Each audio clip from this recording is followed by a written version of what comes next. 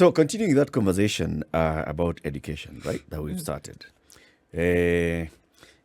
Flip the conversation a little bit. The Usawa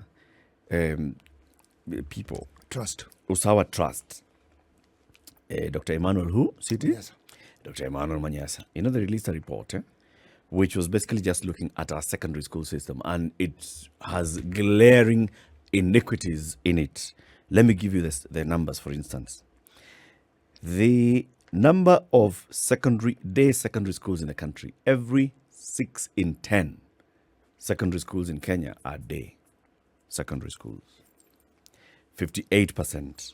That means you only have 42% boarding schools.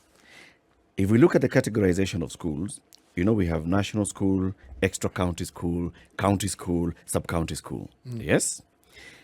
Only 1% of schools in the country, of national schools in the country, is day. Extra county, only 6% are day schools. County, only 13% are day schools. 70% of sub-county schools are day schools. So when the teachers union say, let these children go to the day schools, basically we're saying let them go to the sub-county schools. Okay. But let's just go beyond that. Allow me to just put Please something ask. there so that you can be clear for those who are listening. We're talking about the public school system. Public school system. At this time. Yes. Right. You see, it's only public school system that have these categories of national. Yeah. Private schools are get not it mixed up. Yeah. Private schools don't have a categorization of whether they're national or sub-county. They are all just private schools. They're high cost or low cost. Or medium cost. Or medium costs, depending on who is asking. Indeed, it's the shepherd of the toads. Yes. Right. It depends on who's asking and how you calculate your medium to low. Higher. Let's talk about school's head and the experience. Okay? 73% of school heads in national schools have 9 years and above in experience. 65% of school heads in extra county schools have 9 years and above experience. 55% of school heads in county schools have experienced 9 years and above. You see, we are reducing as we go.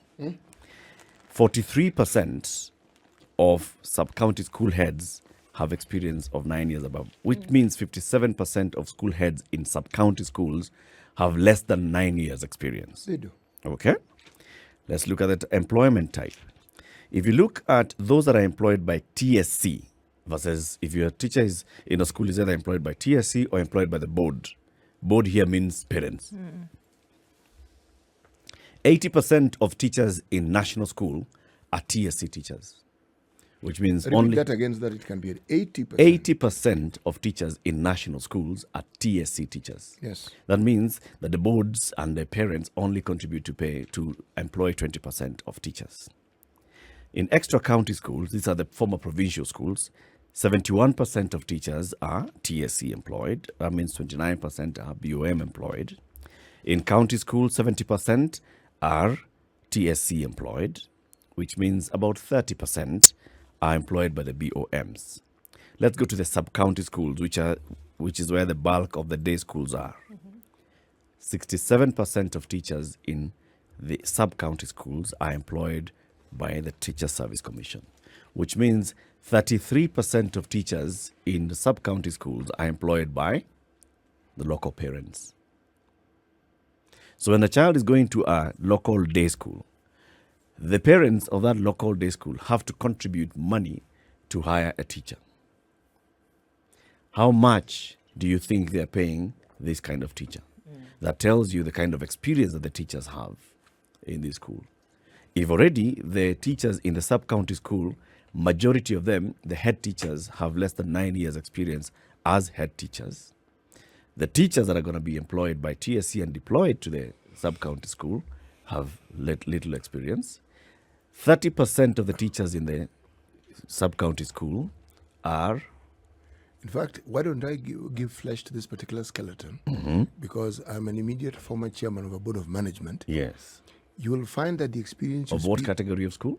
This one was a church-sponsored school. All right. All right? but Gava took over. Uh-huh. So it's a sub-county. It's sub-county and it's day. Day. Okay? Yes.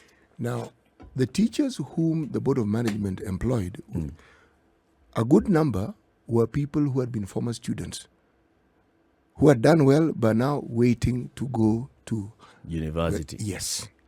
So, if you're talking about So they are not trained teachers. no, they're not trained teachers at all. And the experience, they're gaining it on the job. Then there were a couple of teachers who, yes, had degrees, but did not train as teachers also. There were people who wanted to teach. Yes. Okay? So now, when you say that they were handicapped, you could argue that 20 to 30% of the teaching staff in a school such as the one that I was the chairman of the Board of Management of were not TSE teachers. Yes.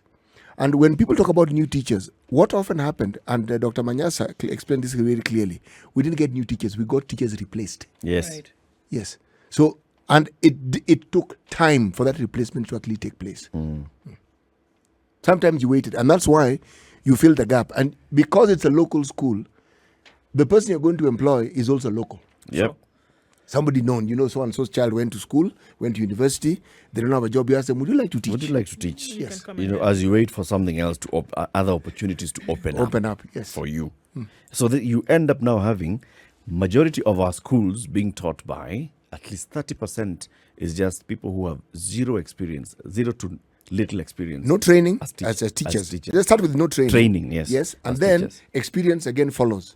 So, what chance do these students have compared to those schools where 80% of the teachers are not only trained teachers, but they're government TSC sponsored teachers? Yeah. Tell me. That disparity is glaring. And it's huge, and it continues. And though it even goes on to a point where if you look at then the performance of students from these schools, it shows you, because the majority of the D's and E's that, for example, came out of the 2021 KCSE were in the sub-county day schools. You actually get the impression that the D's and the E's and the F's were actually created for these schools. Yep. And yet, if you ask me, it has no bearing whatsoever on the children's capacity. No, it doesn't. It's the playing field that there has been allocated for them. It is uneven at the very best. Look at the distribution. So we've talked about distribution of teachers, distribution of the other resources. Let's say labs, all right? National schools have 6 times more labs for chem, bio, and physics. 6 times more than sub-county schools. Actually, it's like this. The so-called national schools have labs for physics, separate labs for chemistry, Separate. labs for biology. Different subjects, different labs. Yep. A school such as the one that I was chairman of the board for, one lab. For everything. But of course, and we are fortunate we have a lab.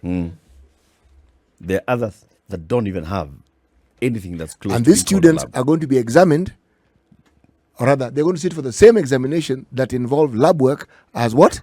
The schools that actually have labs. Of course. When the KCSE comes, they are doing the same kind of exam. Okay. Now, as we're looking at this, obviously, as you're unpeeling the layers, then you realize that the problem that is actually being faced here is multiple. There are multiple folds of this issue. Yeah. Right? There's an infrastructure issue, right? Obviously, there are communication issues, right? And then there are issues of personnel, okay? Yep. And then there's funding issues. Yep.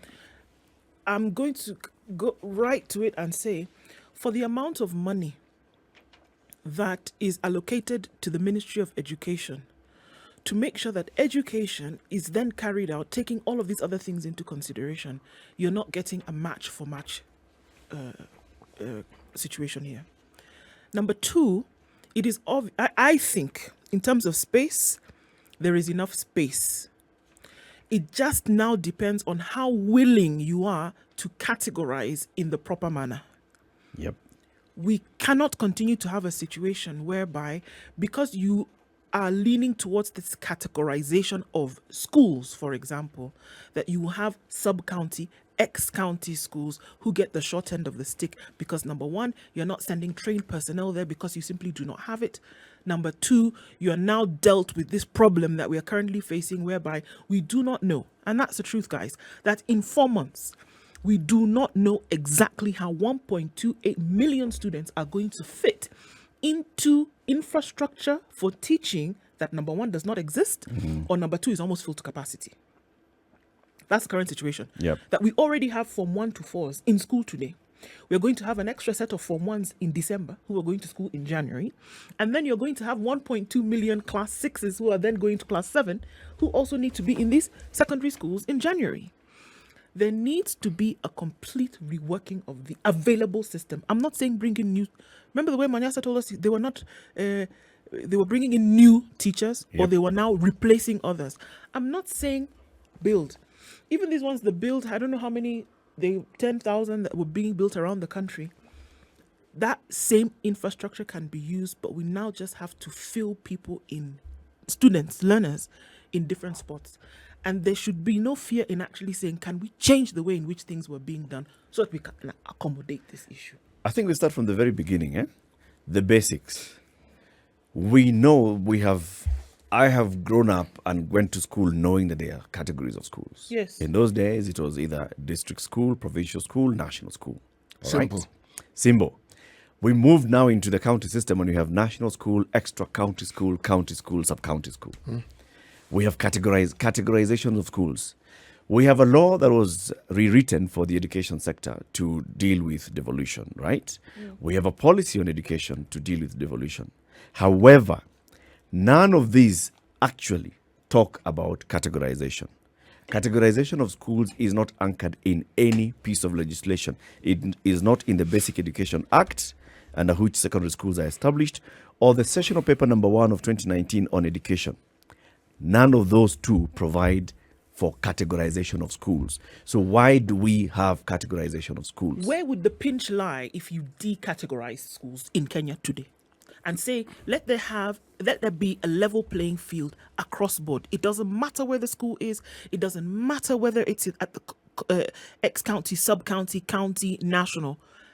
Decategorize schools today in Kenya. I'm telling you, you will solve this problem that we're currently facing right now.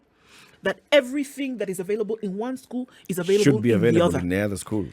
If it's a lab that's needed for physics, science, chemistry, whatever, it is available here. It is also available here. Yep. That a school in the middle of nowhere, as is often said, will have the same facilities that is needed for another school. So guess what? This child who is in this county where normally would say, okay, I would need to go somewhere else because the facilities then that are needed for me to be able to have a proper education, I cannot get here. I have to go there. So now you eliminate that problem.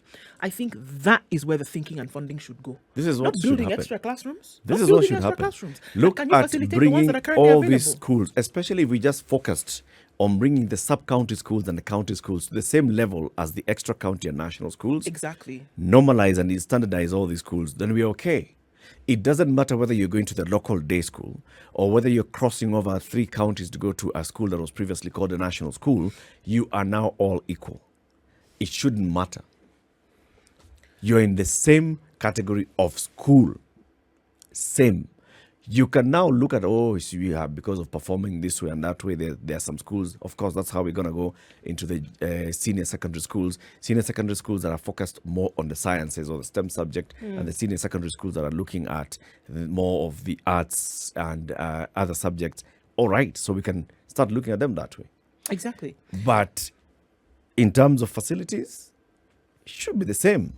And we're not talking about something that it would be resident in outer space. Because if we're looking at the story of how did Rwanda do it, and truth is that this is exactly what they did. That looking around the country, can you be in the northern hills of Rwanda and today decide that you want to be able to avoid having your child going to Kigali to go to school? You can do that. Your children can go to school near where you are, and you can be assured that the level of education, the quality of education, the infrastructure needed, everything that is available in Kigali is available in this school. And that is why today in Rwanda, private schools are doing what? They're shutting down. Why is that happening? Because the public school system has gotten so good that people don't actually need to spend the extra money to send their children to private school. Yeah. It is subsidized by government, but at the same time, it is delivering a quality that has never been seen before. Private schools are crying and asking for a quota of learners to be sent to them on a yearly basis. If not, they shut down. Why did they do that? Because they have created a level playing field across board and they have applied the quality that is needed at every juncture. And it can happen here. Like I said, there will be bumps in the road, but what you do is that you all these problems that they've been complaining about. When we saw CBC being enacted and then we started to cry and say, oh, 2022 class 6, 2022 class 6, 2022 class 6, what are we going to do? That's where we are right now. You can avoid all of this. Decategorize this system. And you know what happens? Make everything available across board. Because of the current status, let me just give you the picture. About 1 million children sit KCPE, and then about 900 and so thousand sit KCSE. So let's talk about the 900 and so thousand that sat KCSE in 2021, which was this year, right? Yes. C minus and above gives you admission to TVET and university. Below C minus, you do not get admission to TVET and university. That means you don't get post-primary education, just as post-secondary education directly. The number of students that got C minus and above and where they came from. 93% of the C minuses and above in 2021 came from national schools. Or rather, 93% of the students in national schools scored C minus and above. 78% of the students in extra county schools scored C minus and above. 42% of students in extra county schools got C minus and above. 23% of students in sub-county schools got C minus and above. Look at that. We are saying that 77% of students in a majority of the schools in the country cannot attain a grade of C minus and above. And we ask ourselves and why. Did not. It is not because they were blah, blah, blah. No, it's because they did not have the same access to facilities. The playing field is not No, it's very standard. uneven. There's what you may refer to as an academic value. And what makes this value potent is if the facilitation of education includes the ability and not just the process, but the overall environment in which this student can learn. You see, we were tossing around just the issue of labs in schools, labs in national schools, and it would be a crying shame to understand that there are schools in this country where students have heard there's a lab. They've just never seen one. They don't know what lab is. Well, yes. It's true. There are students who sit for agriculture, if there's such a course, but they are in a double-story building in the middle of somewhere where they... In the middle of an estate. Yes. Now, you know, in secondary school, it's mandatory that you take at least a science. I think it's 2 sciences. Two not sciences. 3. It's 2. So if you're taking at least 2 sciences, that means you're either taking biology, chemistry, biology, physics, or chemistry, physics. Any of those. You need a lab. You will sit an exam where you'll be told to do titration. Or the way we were what dissecting on frogs. earth is titration? Or the way we were dissecting frogs, and then you look at the frog's toad limb under the microscope. Yep. And then it's in the exam. Let me take this thing further so that you understand it. That 80% number that you spoke of, one of the things that isn't said when people look at categorization of schools and the experience of teachers, many experienced teachers are also examiners. Yes. In a time gone by, and even now, some of them are also people who set exams. Now, there's an advantage. I speak as somebody who was an examiner and who was even a team leader in a paper that I examined in the previous century. Okay. Because you're an examiner, you will have a very clear understanding of what is required. You will not know what is going to be presented, but you know how to teach your subject, and you also know how to teach the students how to respond to questions. You have that advantage. Yep. Now, that's what experience comes with. Now, here you are in a school where half of the people who are there, yes, may have a degree, 1-year experience. Let's say they even are trained as teachers. Yep. How are you going to compare their ability with somebody who's been at this thing for 10 years? You can't. And this is what is represented in the national schools. Yep. And then followed by the extra county schools. You are disadvantaged from the get-go. From the moment you just Yes. get into that school, Yes. your goose is cooked. No, absolutely. I have a I- question. Yes, please. So if we can take a few steps back, sorry. I really want to understand at what point this categorization of schools began to take place. And why was it so? I really, really, really would like to understand the reasons as to why it was done in the first place. Maybe then it will give some direction as to what folks were thinking and then why they held on to it. I don't. You know, if you look at just the way our secondary schools were categorized, every province in this country had not a provincial school, it had provincial schools. Now, the underlying criteria was actually academic excellence and then followed by choice. So there were centers of excellence. Yes, basically. but let's take a step back. The way schools were categorized and the primary schools, they were determined by where you live. Meaning, again, this policy, if you have an X number of people living in a certain area, you must have a school that caters for them. those, yes. And that is why you'll find literally every estate in this country, there were schools associated. Now, what the education ministry did not do, they didn't keep up. As people increased in number, all they did was they kept stuffing those same schools with more and more students instead of expanding them. And that is why you will find schools are named after the estates around which they are nestled. Yeah. Ofafa Jericho School, it is in Ofafa. Kilimani Primary, it is in Kilimani. Buruburu, it is in Buruburu. Now, when the government ceased to actually expand schools to meet the ever-increasing need, one, as I said, and then came the Kibaki era where we now fast forwarded this thing, where you said free education. Everybody went to school. The schools had not been enough before then. Now they were clearly not enough. The proliferation of private schools were there to meet a need. Right. Okay? Had the government kept up, because in the time that we're speaking of, again, I'm fast forwarding and summarizing it really quickly. What you talk about Rwanda, the preferred schools were government schools. People didn't go to private schools. And it's just walking distance. Yes. The whole concept is starting at primary level, it's walking distance. Sure. Within And where- then the students from this number of schools in secondary schools would then, or primary schools, would then go into this secondary school that is near them. And then now we started looking at the centers of excellence. Yes. So these schools will go, those who excel in this, then they go into a nearest center of excellence. Those who do much better, they go into a provincial center of excellence. Those who do exceedingly well, they go into to a a national center of excellence. But you see, that then was maintained.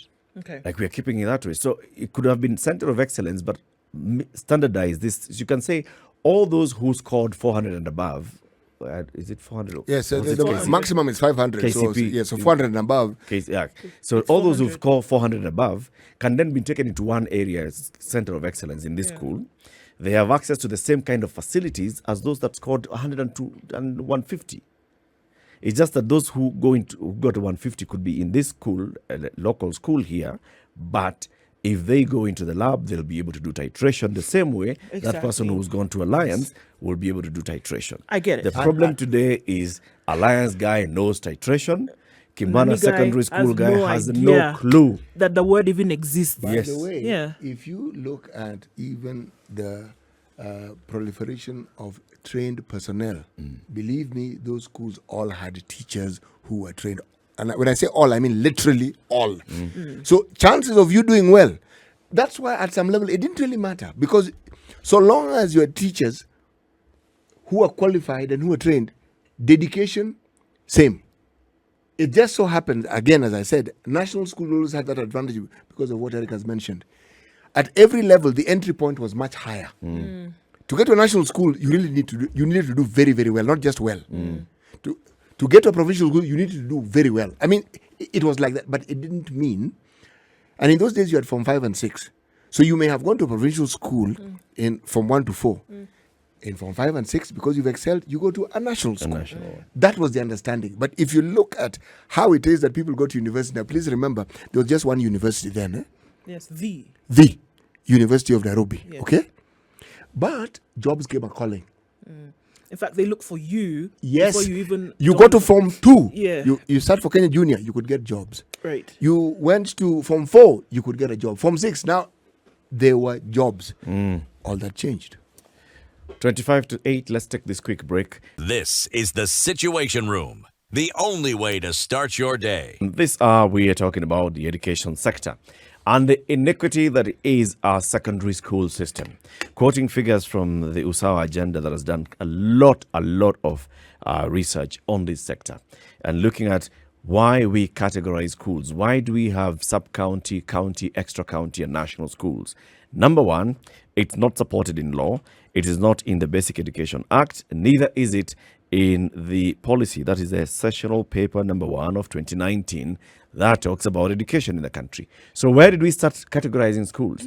What's the impact of categorizing schools? We end up seeing that national schools and extra county schools get a bulk of the resources, yet they have only 30% or less of the students. Most of the students in this country who are in secondary school are in the day sub-county schools. Day sub-county schools have school heads who have less than 9 years experience. A majority of them have maybe about 5 years experience. Day sub-county schools have 33% of teachers employed by the boards of management. And like a former chairman of the boards of management is telling us, what that basically means is parents are looking at a local person who has finished secondary school, they're waiting to go to university, come and teach. Or somebody has just cleared university and before they get a job, can you come and teach? How much are they paid? Those are the ones that you end up paying 3,000 shillings a month or something. Zero training as a teacher. 10,000. Zero training as a teacher. Zero experience in teaching. And they are teaching our secondary school students. What do you expect? What do you expect? And that's where you end up with 2021 KCSE candidates. 78% of the students in sub-county schools scored C- and below, compared to only 7% of students in national schools who scored C- and below. It's a isn't it very simple the way we're looking at this thing? That there's no complication, but that what you put in is what you're going to get out. Yep. If you're looking at to have an education system that is meeting the needs of students in terms of learning, which is ascertaining their position where they're going to be able to go at the university level, you are the one who has prescribed. Okay, you are the one who has prescribed that in order for you to go to a TVET, Yep. right? We're The not even minimum- trying to be lofty. Yep. A TVET, Just the vocational training. just vocational training, you have already set the bar. The minimum entry level is going to be C-. C-, right? And you already know. And then for some courses, they also look at the subjects. There you go. So if you want to do nursing, That means you would must have done some scored science. You would something in biology, all right? Eric, not that you would have even scored. You had to have taken the course. You have to have taken biology. In order to have taken the course and to have succeeded in taking that course, there are certain elements that you need in order to make sure you have succeeded. The sciences need Yep. to happen. And we're already saying that today there's a disparity because there are some schools whereby you don't even have a lab. So you tell A me. majority of the sub-county schools do not have. Okay, so labs. please tell me. I really, really want to understand. Tell me how you are going to then complain that you don't have students who can meet the mark when it comes to going to. I'm not talking about the University of Nairobi. I'm talking about vocational training. And you're saying that in order to get this C-, there are certain things you must have done. But the infrastructure for these things to be done does not exist. And you are the same body that has set the mark. So what are you doing? It's like saying, I've come to this bakery and I want cheese pies across board. What is the main ingredient of cheese pie? Cheese. You are the one who is supposed to provide the ingredients. The main ingredient to get this thing out does not exist, but you've put all your chefs there to say, all of you must produce this thing for me. But some you've given, others you have not. How do you expect the result to be the same across board? I'm saying it doesn't matter who it is. Give everybody the same facilities that they need. Decategorize this thing and let everybody have access to what they need, and then you can now pick from a pool where everybody is the same. Yep. That is what needs to happen. You want to make this education system work? That is what you need to do. And especially now that we're talking about CBC. So CBC transition from primary school into junior secondary school, it should just be uniform. From there again into senior secondary school, it should also be uniform. You're going to a senior secondary that focuses on sciences, fine. You're going to a senior secondary that focuses on the arts, fine. In junior secondary, you're all the same. Can you at least get the same kind of facilities? You know, the other day we were talking about some drama we were seeing in 2 counties where the governor-elects were parading people either in stadiums or asked them to stand outside next their to vehicles. And the interesting disparity between the 2 examples we're looking at. And one of our listeners actually wrote and told me that you must understand that they don't have any money. So how does a governor make themselves relevant? You can't start any project. There is nothing. You're governor, yes. So you have to have some activity that shows that you are really governor.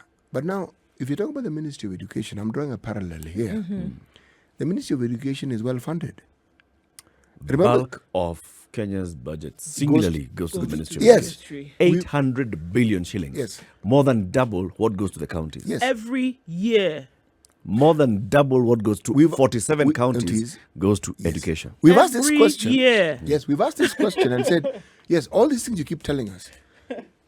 Accounting. And in addition to that, they've given COVID and the extra problems we've had, they've been given additional monies. Yes. Every story we've heard, whether it is the desks that fold and sing at night, the stories are incomplete.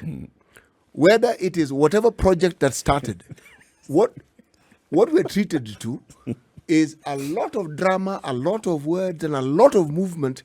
No one sits down and clinically tells you, okay, folks, this is what we got. Let's go county by county and let us tell you what it is that we did. I'm sure the report exists somewhere. But if we went to, as we say, the ground, would we find what you're saying? Now, ask yourself this question. If over the years the government has neglected, let me backtrack. The Ministry of Education has not kept up with meeting the needs of its ever-increasing population. All right? We are now at this 11th and a half hour where we are saying there's a new system of education we want to usher in. Okay. And it requires certain things to be put in place. Remember, the previous one didn't have everything it needed. Please remember, it didn't. We now have a new one. Now, are we not piling one problem on top of another problem? The new system has its merits. Yep. By the way, all these systems have their merits. Indeed. Now, this categorization of schools that had already happened, right? It became an MO for the system, isn't it? Yeah. Yes. Now, the 844 system was working, okay, many would say it was working well, others would say it was not, because of the outcome that you get from learners at the end of it. That it became a cramming system. In terms of wholesome learning, it wasn't really happening. So how about we bring in a system that will make sure that different aspects of life are touched and then you're assessed as opposed to tested? Because that's it, basically, the difference between the two. Basically, okay, I'm really being really basic. Now, these problems that we're talking about now have existed before. The person who finished high school 10 years ago in a national school, the person who finished high school 10 years ago from, X county school, I have had the same issues that we're talking about today in terms of disparity. That happened. The school that didn't have a lab 10 years ago, whatever, maybe has a makeshift one today, and there's still some who didn't have. Now, I'm saying in the midst of all of those problems, in the midst of all of that, you then throw in a new curriculum. You basically toss in a new curriculum. And these are the questions that I think there was a select group of individuals at that 2018-2019 cusp were trying to say, guys, we have a problem here. Already the disparity that exists from school to school is hitting us in the face. We're not able to deal with that. And then you take a new curriculum and then you toss it in. Yep. It is a recipe for disaster. And guess what? That disaster is going to be felt December, January 2023. It is going to be felt. Because these problems that we're looking at now is just, they're telling you there is smoke. You people have not seen the fire yet. And it is going to happen. Yep. I see it as a really simple solution. It is going to take a lot of work. It is going to take a lot of leveling here and there. But if you want to get rid of this problem, I don't know how many times I'll say this, but I'm going to keep saying it. If you want to get rid of this problem that you're seeing here, these disparities that we talk about, then having to ask yourself, where are we going to fit these students? Level the playing field. Completely. That's the only way you're going to be able to sort this thing out. Then if you want, 10 All years from now, children still in bring this in another country- curriculum if you want. It'll be fine. By the Constitution, every child in this country has a right to access basic education. Okay? Now, they also have that right comes with the rider that it shall be quality basic education. It means that all children should be treated the same. Now, very many people would, even looking at the comments, very many people would talk about how lucky they were to go to a provincial school, to go to national school, getting the access to the services that you got, and also that of course gave you a leg up in where you ended up landing. It did. It gives you the leg up because then you basically, once you've gone to a provincial school or national school, you are guaranteed almost that you are going into post-secondary education. Yes. Okay, at university level. Those classmates of yours that you left behind and they went to the local school, you know very well, it basically condemned them. Yes. The chance of them getting that pass mark is low. And you can sit back here and say, yeah, but also not performing very well in primary school. Okay, that's not the point. That's not the point. Actually, They needed access to the same kind of education which could uplift them and be able to move them post-secondary. actually, They don't get it. There's a concept that educators will tell you about students, what we call learners, what we call slow learners. It doesn't mean they're incapacitated. No. They gather momentum slowly. If you give them time, and that's where probably CBC will come in handy, because it enables one to understand that this academic stuff isn't really this person's forte. But they excel really well in this particular area. Yes. So much as we now give them the academic understanding that they require, but we also help them to become stronger. How many stories do you hear of people who, from 1, 2, 3, were just somewhere there? Yeah. Years later, you find that person has excelled tremendously. Oh, yes. Exactly. Simply because their maturation process was different. All I'm saying is, the idea of understanding just the differences that students have, education is not supposed to disadvantage students. It's supposed to advantage them. Exactly. So when you have a class of, say, 40, 60, 80, and you want to compete with somebody who has a class of 15, It's impossible. It's actually impossible. what do you think is going to happen? It is impossible. Even if that teacher is trained and is able to teach, my friend, And I'm telling you something. I think, look, so when you're presented with this thing, okay, so we're moving into CBC for the class 6s now, then who are going into JSS in 2023. You see that 10 billion shillings that the Ministry of Education was giving to go and build more classrooms. I think the CS could have been bold enough, and the people who advise him could have been bold enough to say, you know what, our problem is not more classrooms. That's not our issue now. Our problem right now is taking a study of what we actually have available vis-a-vis what we need. Yep. Because now you've gone and you've built these structures. Maybe some of them don't even have the requisite Desks, chairs, blah, blah, labs, libraries, whatever it is that you need. But because we needed a space where you can actually, because that's what we're saying, create spaces where you can put bodies. Yep. That's it, basically. In terms of the learning and the infrastructure that was needed for learning, I don't know that has happened. That 10 billion shillings could have been taken and we could have recalibrated this whole thing completely. This, because they've been doing it for the last 12 months. you know That's what they needed. The next administration, the William Ruto government, needs to do that. Yes. It needs to focus on this. So his manifesto, the Kenya Kwanza manifesto, actually talks about education and talks about investing a lot more in the sub-county schools. I think the first thing that they ought to do is scrap categorization of schools. Number one, don't look at any school as a national school or as a sub-county school. They're Look schools. at schools as schools. The same way we look at primary schools as primary schools. There's no categorization in primary. Nope, doesn't matter. Where Why you do come we from. have it's either categorization? public or in sub- private, but that's Yes. just about That's it. it. That's it.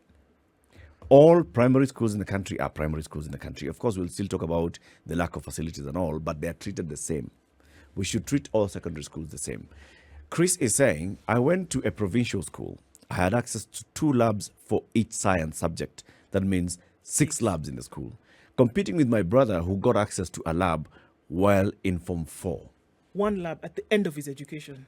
That is the time. Form 4s are the ones who have access to lab. You Form 1s, Form 2s, you can go look for toads and slaughter them by the river. Outside there and tell them what How are to you do. going to compete with someone who's had... Somebody has had access to labs for each science subject. Yep. Then somebody And these has, are the basic sciences. Yes. There are now those ones who will have an extra lab. There's a workshop for power mechanics, a workshop for electricity, a There's a workshop for woodshed. aviation. There's for woodwork. for woodwork. The works. Automotive Then there's engineering. what we used to All call that home is ec there. is like now there's another one where home science where you cook Home and do all those sciences are fancy there. stuff. All It was access. there. Friend, some even have music pavilions where you have rooms Yep. with the pianos. Yep. So if you want to play music or you want to sit on the piano, there's one to sit And on. soundproofing. Yes. Now, in now those you rooms. tell me. Now, do you see where that 10 billion shilling would have made And sense? at the end of the year, you're all sitting KCSE.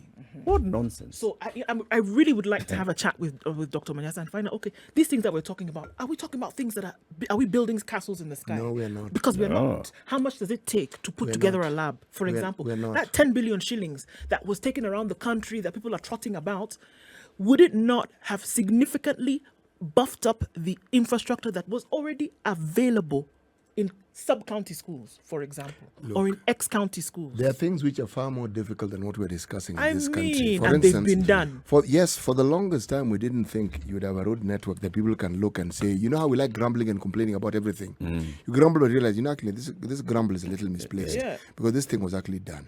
They've put a road in the air. By the way, have you traveled on that road in there? They put it in the air. Forget the delays. Is it new? My friend, you're actually here. in town before you realize you're in town. You think that you're actually at Nyayo Stadium. Kumbe, you're at the museum roundabout. Things you never thought could happen. All I'm saying This is, can happen. precisely. Now, this one, in my mind, is even easier because the infrastructure for doing it has always existed. It is You're there. not starting something new. No, you're just tweaking it. And the funding for it has also been there. If you add to the schools that exist, or if you build new ones, we'd be having a different story. But this hasn't happened. It's like the government sat back and said, let the private investors take care of that particular need. Yeah. You've basically abandoned the children. Yes, This is what we've done.